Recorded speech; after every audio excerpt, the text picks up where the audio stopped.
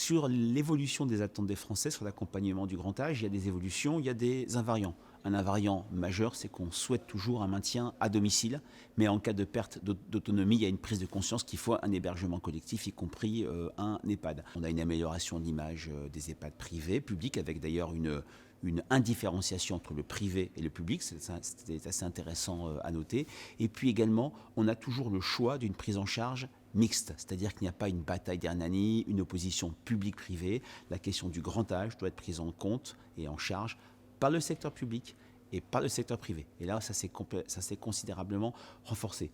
Les attentes également, c'est des attentes très fortes sur la qualité des soins, la qualité psychosociologique, le lien social, et malgré des contextes très forts sur la question du pouvoir d'achat, de l'inflation, qui est une véritable obsession française, le prix n'arrive qu'en troisième position. Au-delà du secteur, il y a aussi les professionnels qui ont une cote d'image très bonne. Presque 2 tiers des Français ont une bonne image des professionnels qui interviennent dans les EHPAD. Et puis c'est intéressant de voir que quand on s'intéresse aux traits d'image associés à ces professionnels, on a des choses qui sont en adéquation avec les grandes attentes concernant l'évolution du travail. Un métier qui fait sens, une entreprise citoyenne, une petite structure, restent quand même des éléments d'amélioration sur les rémunérations, les perspectives de carrière, les conditions de travail, mais là aussi, on est en continuité avec ce qu'on observe dans le salariat français.